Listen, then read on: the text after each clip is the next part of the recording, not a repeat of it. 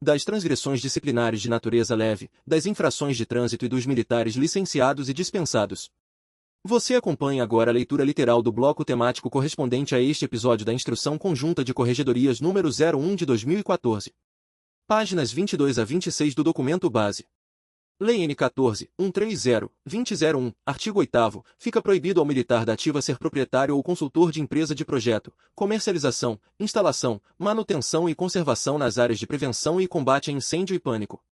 Conforme os dispositivos acima, é permitido aos militares titulados o exercício de atividade de magistério e técnico profissionais, desde que não se enquadre como proprietário ou consultor de empresa de projeto, comercialização, instalação, manutenção e conservação nas áreas de prevenção e combate a incêndio e pânico ou outras restrições previstas em lei. O regramento objetiva tutelar a saúde do militar, dando condições para seu restabelecimento físico e mental após jornada regular de trabalho nas IMI, que seria mais difícil, caso viesse a desempenhar atividades que não lhe propiciasse descanso, além de causar sérios prejuízos ao militar e à instituição. A configuração da transgressão não exige que a atividade remunerada gere algum vínculo empregatício ou direito trabalhista. Ressalta-se que exercício de atividades de segurança privada e de transporte clandestino de pessoas e ou carga devem se enquadrar na transgressão descrita no artigo 13(x) do CEDM. Seção 3 das transgressões disciplinares de natureza leve. Artigo 7º. As transgressões disciplinares de natureza leve são assim descritas nos incisos do artigo 15 do CEDM, parágrafo 1º e: chegar injustificadamente atrasado para qualquer ato de serviço de que deva participar. O objetivo primordial da transgressão acima descrita é preservar a pontualidade e assiduidade do militar, que é regido por normas próprias, calcadas basicamente pela hierarquia, disciplina e pelo dever constitucional de eficiência. O atraso injustificado é considerado transgressão disciplinar, uma vez que o militar deve, obrigatoriamente, organizar-se, além de se preparar para o desempenho de suas atividades funcionais. O horário da chamada ou do início do serviço deve ser disposto de modo preciso e enfático, por meio de escala ou por uma ordem, mesmo que verbal, prévia para o serviço. Em conformidade com a resolução que trata da jornada de trabalho no Corpo de Bombeiros Militar e na Polícia Militar, que tem a chamada para todos os turnos operacionais, chamada pré-turno, esta se dará 30 minutos antes do lançamento, para fins do treinamento tático, sendo o atraso computado a partir da aludida chamada.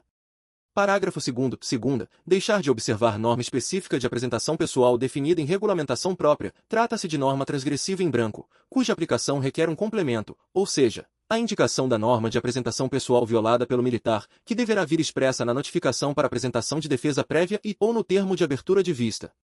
As normas específicas de apresentação pessoal estão descritas no Regulamento de Uniformes e Insígnias da Polícia Militar, RUIP, e do Corpo de Bombeiros Militar, RUIBUM, sem prejuízo para os demais documentos normativos que porventura disciplinem ou venham a disciplinar a matéria, a exemplo das notas instrutivas ou documentos similares que regulam as especificações técnicas de fabricação de fardamento ou equipamentos.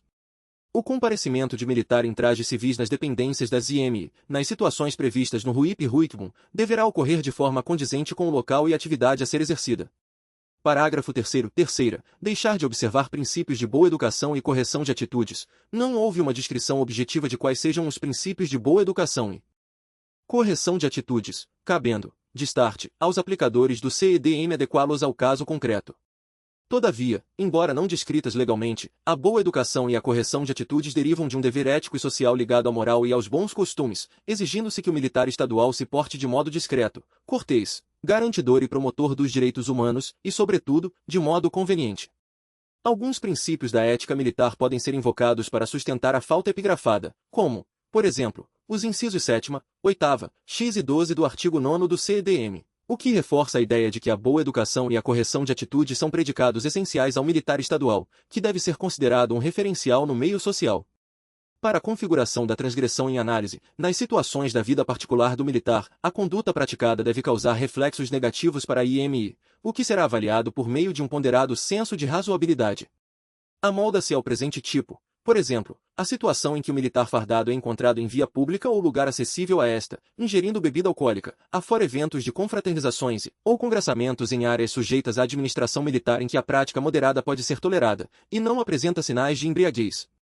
Parágrafo 4º. Quarta, entrar ou tentar entrar em repartição ou tentar acessar qualquer sistema informatizado, de dados ou de proteção, para o qual não esteja autorizado. O presente tipo prevê diversas condutas que devem ser analisadas individualmente. Conforme comentários incertos no artigo 14, terceira, do CEDM, não há necessidade de que a ordem seja de natureza pessoal e direcionada a militar determinado, podendo ser, inclusive, aquelas de cunho genérico, emanadas por meio de memorando, ofício circular, instrução ou outro documento interno correlato que, neste caso, deverá ser mencionado no termo de abertura de vista, para apresentação de defesa.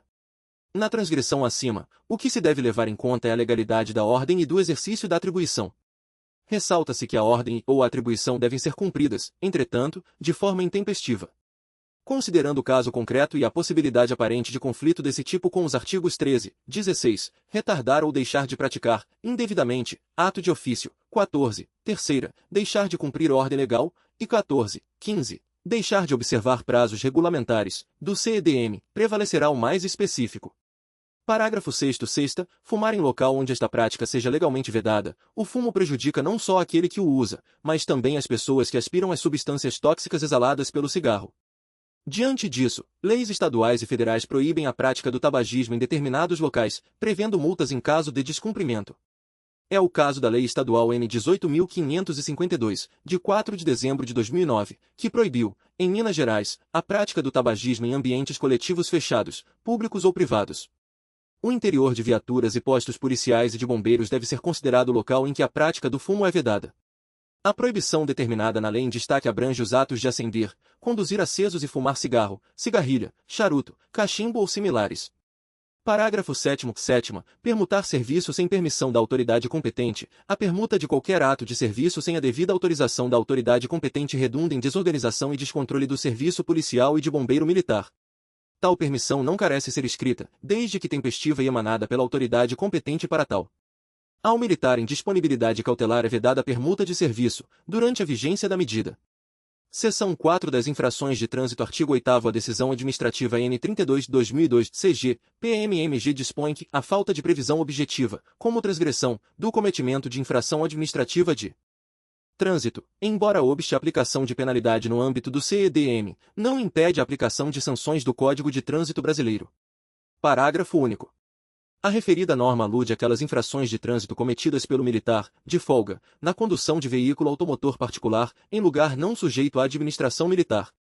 Artigo 9º. Os manuais de gerenciamento da frota da PMMG e do CBMMG definem que as viaturas não poderão circular sem os equipamentos obrigatórios e sem observar as condições gerais de segurança, sendo essa responsabilidade atribuída a todo militar, salvo nos casos de urgência e emergência. Como exemplos, podem ser citados: o uso do cinto de segurança pelos ocupantes da viatura. Segunda, velocidade compatível com a via. Terceira, atendimento às normas de estacionamento, parada e circulação. Artigo 10.